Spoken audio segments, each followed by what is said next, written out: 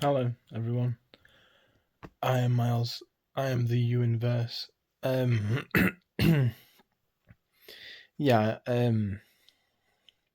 I've got a couple of things I want to talk about in this video, but I'm just gonna debrief you on my current events. I went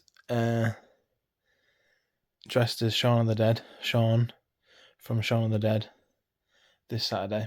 I went to a pub, not a pub, a bar, dressed as Shaun of the Dead, and it was a good night. I had a great time. I'm a little bit hungover today, still, a couple of days later. But I had a great time, and a few people recognised me, said I looked good, kept going, "You've got red on you," and I was like, "Yes, I have got red on me." So that was fun. But I'm, it's little moments like these that make life worth living. Where you have little moments of bliss and little moments of happiness and peace and good times, and it makes the bad times go away for a little bit.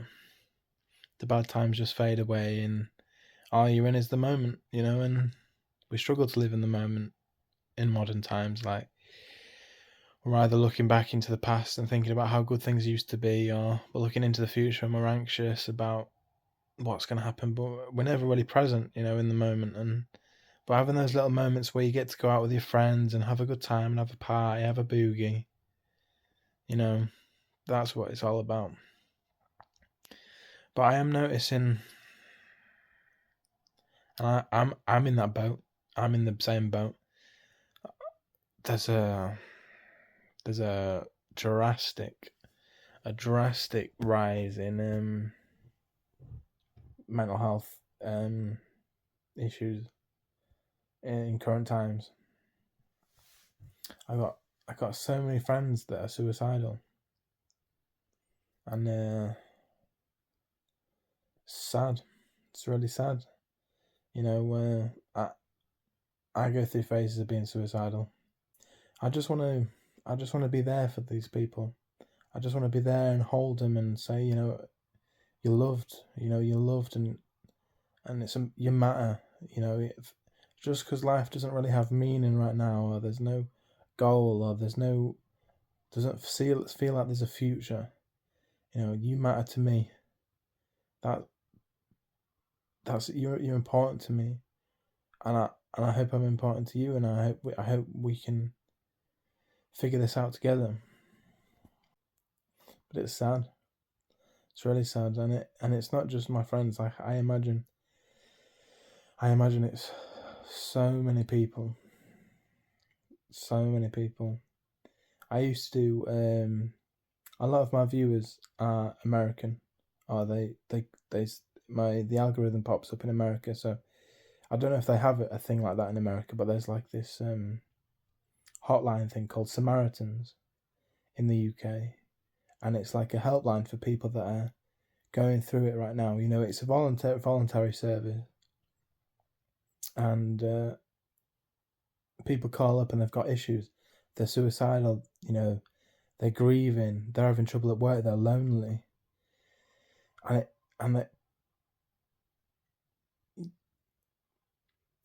I only did it for a while because I had my own issues at the time when I was doing it, and I with my psychosis and things, I just couldn't handle it. And I had one call where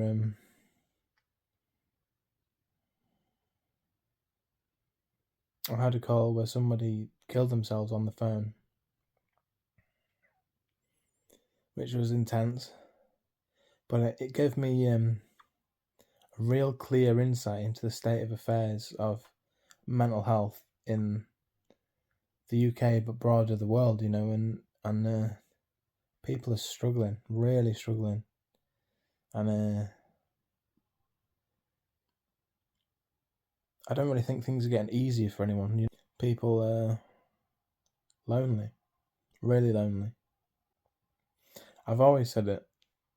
My understanding of depression and suicidal ideation is it's a crisis of meaning. Like, what's the point? What's the point in continuing when all I feel is pain. All that happens to me is suffering. Everything goes wrong. Nothing good happens to me. What's the point? And you start to regress from your goals and your aspirations and your hobbies and your friendships and your relationships, and you fall away from love, and you fall out of favor with your bodily functions. Your appetite and brain fog, things like that. And anxiety plays a big role. A lot of people are anxious as well, and it goes hand in hand with depression. Because it's one of those things where you're depressed and you start to hide away, you start to wallow in your pit, and then you start to worry about, well, I'm not being productive, I'm not doing the right things, I need to be doing more, and that creates pressure on yourself. You go, and shit, I need to do more, I wish I need to do more, but because then you're feeding into anxiety, and your anxiety, that's debilitating in itself. The trembling and the pain in your stomach and the pain in your chest, you just sit there in agony, in mental anguish. It's painful, and it feeds into itself because you stay in bed more, then you get more anxious, and then you get more anxious, so you stay in bed more, and then all of a sudden your room's a mess, and you're too tired to tidy your room, you're too tired to brush your teeth, you're too tired to shower, and then life just passes you by. And it can be like that your entire life. You can have bouts of depression, battle your mental health for the rest of your life. You can. Some people do. Some people have. A lot of people do it.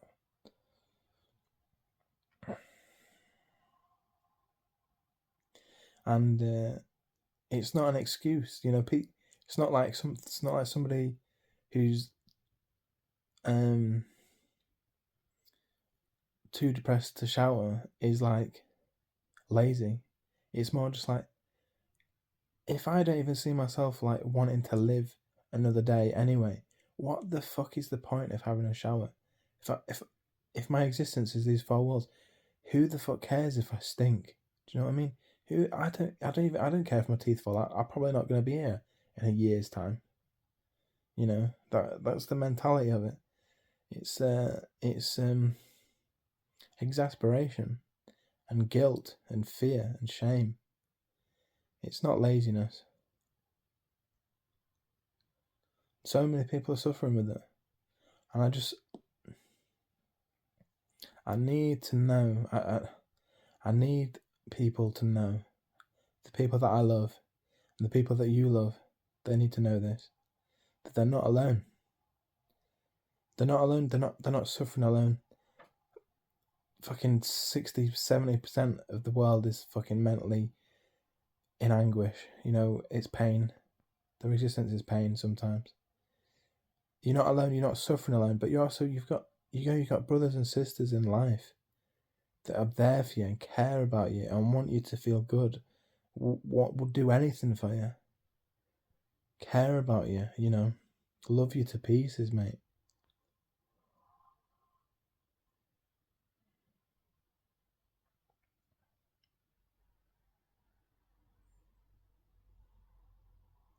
There's not a lot that the modern world can offer people anymore.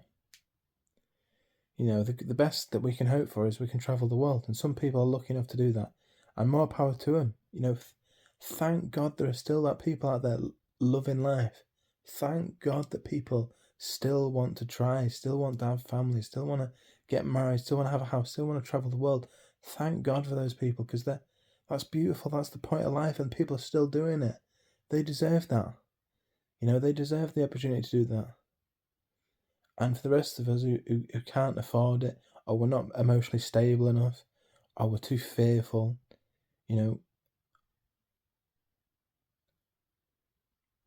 it's not like, it's nothing to be jealous of. It's not like, oh God, I wish I was them. God gave us these problems specifically for us.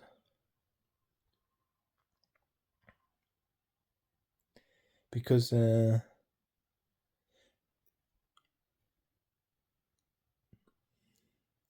what I believe in terms of God is that we are reincarnated and we have iterations of our lives where we need to learn as much about life before we can reach heaven.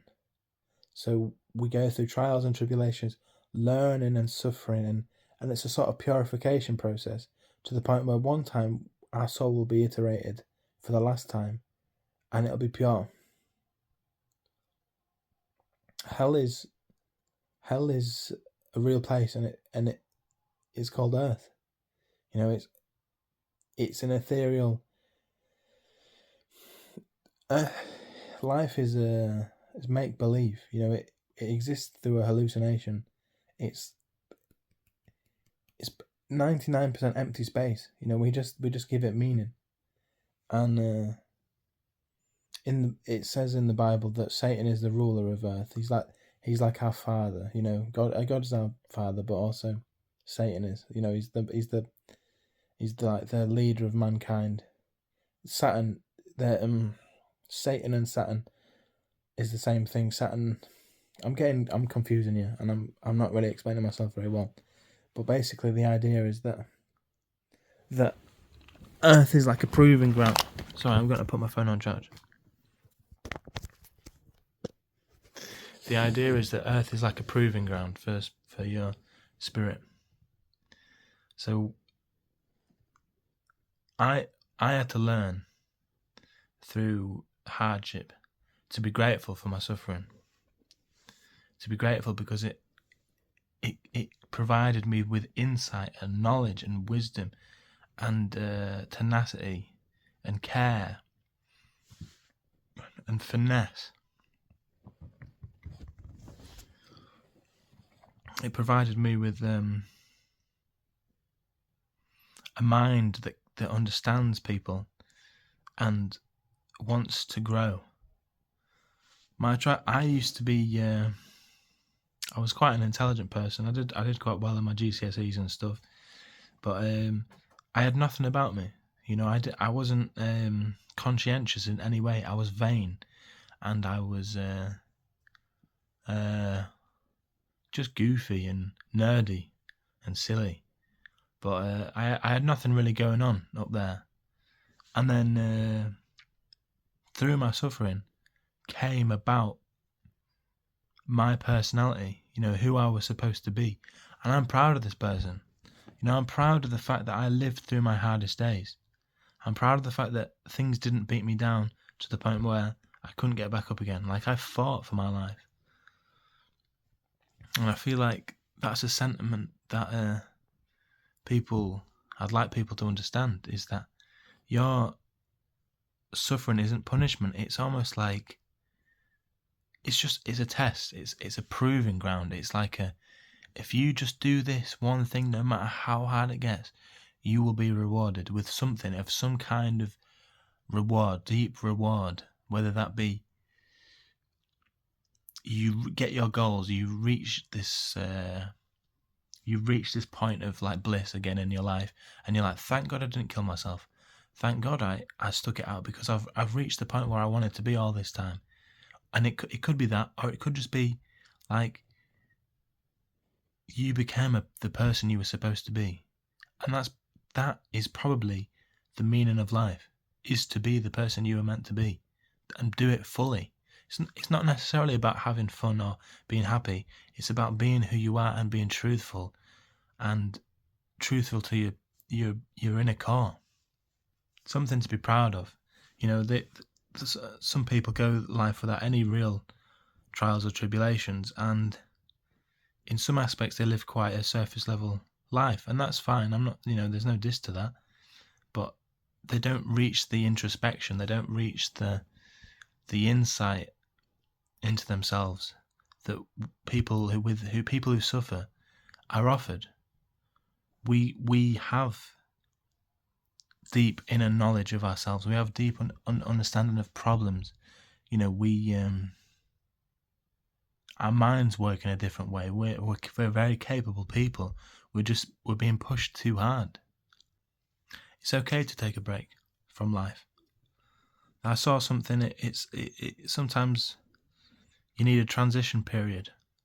You know, you need a period of time between one good thing and another good thing, and the thing in between isn't so good. And that's okay. You can take a break. You can take a breather. You know, you can chill out. You can relax. You know, the one thing I think you need to do is embrace it. Don't fight the pain. Let it consume you. Let it be part of you, and feel it fully. The more you hide away from your pain, the more it'll chase you. You know, once you start to learn to be in it and submerge yourself in it, and you can handle this pain, it does something to your mind that it frees it, it liberates it. I used to be so anxious. So anxious for years, man. I used to have cold sweats. I used to be laid in bed shivering and sweating because I was so terrified, and my stomach, I couldn't eat for days at a time, and my mind was constantly wearing and constantly triggering adrenaline spikes. I was getting adrenaline just spiking. I couldn't sleep because I was just jittery from the fear, and it was like that for a long time. And then I get anxious feelings in my stomach, you know, a little jolt of adrenaline, something like that. But my conscious mind is like, nah, mate, fuck that noise, mate. I can handle this shit. I'm a fucking brave big boy. You know, I can do this. I burnt the fear out of me. I literally, like a candle or a firework or something like that, I burnt that anxious fuse down right to its core, and then it fucking fizzled out. You know, I learned to embrace my fear. I learned to dwell in it. And then I overcame it. And it, you know, it's not about fighting it, it's about feeling it.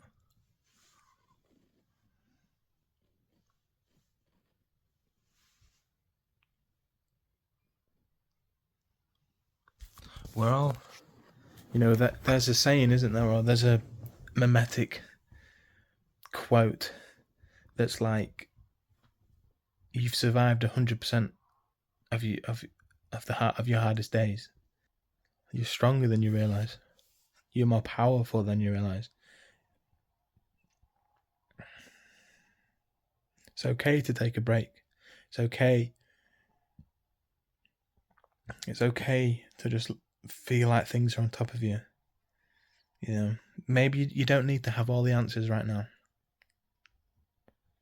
If what it takes is being a little worm in your pit for 6 months, a year, 2 years, whatever it takes, yeah, just survive. Just it's weird what suffering does to your brain, because eventually something will just click in your brain, and you'll be like, I see clearly now.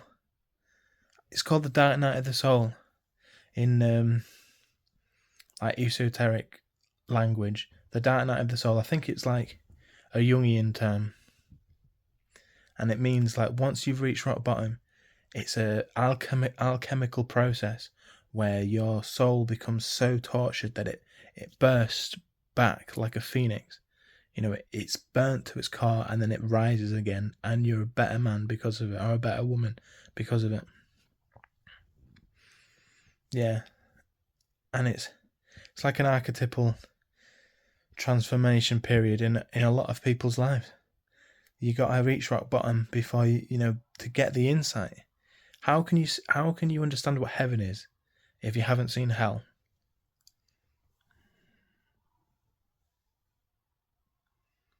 So just keep fighting the good fight, people. You know, we're in this together. We're brothers and sisters. We're not meant to fight. We're not meant to have gender wars or race wars or whatever the fuck's going on in the politics at the minute. We're supposed to just raise cattle and fucking eat veg and like play in the fucking meadows.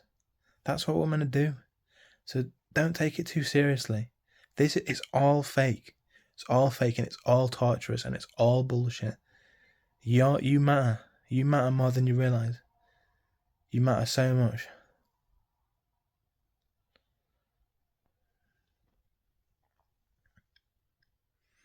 Anyways, this has been a long video. If you want to hear more or you enjoyed it, let me know in the comments. I'd love to speak to you, and I appreciate if you've made it this far. Thanks very much. I'll see you again soon.